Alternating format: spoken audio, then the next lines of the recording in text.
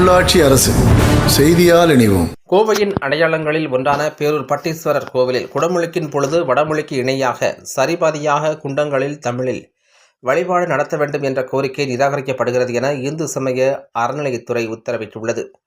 கோவையின் முக்கிய அடையாளங்களில் ஒன்று பேரூர் பட்டீஸ்வரர் கோவில். இந்த கோவிலில் 13 ஆண்டுகளுக்கு ஒருமுறை குடமுழுக்கு நடத்தப்படுவது வழக்கம்.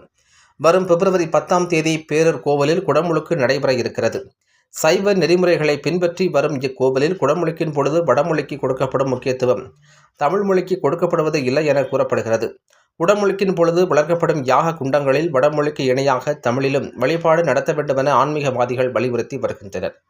இந்நிலையில் கோவையைச் சேர்ந்த சண்டிகேஸ்வரர் நற்பணி மன்றத்தின் தலைவர் சுரேஷ் பாபு என்பவர் கோவை பேரூர் பட்டீஸ்வரர் கோவில் குடமுழுக்கின் போது யாக குண்டங்களில் தமிழில் வழிபாடு நடத்த உத்தரவிட வேண்டுமென சென்னை உயர்நீதிமன்றத்தில் வழக்கு தொடர்ந்திருந்தார். இந்த வழக்கை விசாரித்த சென்னை உயர்நீதிமன்றம் இதுகுறித்து விசாரித்து உரிய உத்தரவு பிறப்பிக்க இந்து சமய அறநிலையத்துறைக்கு அறிவுறுத்தல் வழங்கியிருந்தது. இந்நிலையில் இது தொடர்பாக விசாரணை மேற்கொண்ட கோவை மண்டல இந்து சமய அறநிலையத்துறை இணை ஆணையர் ரமேஷ் தலைமையில் நடைபெற்றது. குடமுழுக்கின் போது சரிபாதியாக குண்டங்களில் தமிழில் வழிபாடு நடத்த வேண்டுமென வலியுறுத்தியும் ஆன்மீகவாதிகள் மற்றும் கோவில் தரப்பு ஆகியோரிடம் விசாரணை நடத்தப்பட்டது.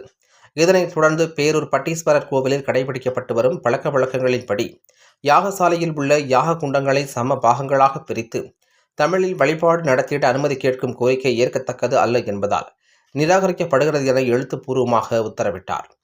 2000 ஆண்டுகள் பழமையான பேரூர் பட்டீஸ்வரர் கோவில் கோவையின் முக்கிய அடையாளங்களில் ஒன்று. இந்த கோவில் குடமுழுக்கின் பொழுது ஆண்டுதோறும் 55 யாக குண்டங்கள் வளர்க்கப்பட்டு அவற்றில் வடமொழியில் வழிபாடு நடத்தப்பட்டு வருகிறது.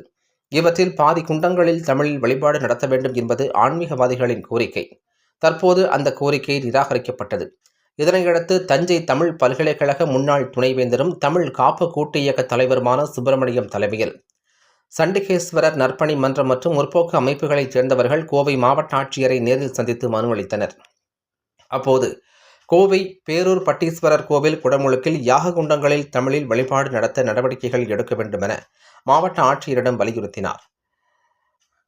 அனைத்து இயக்கத்தினர்களுடன் கலந்து ஆலோசித்து அடுத்த கட்ட நடவடிக்கைகள் எடுக்கப்பட இருப்பதாகவும் அவர்கள் தெரிவித்தனர்.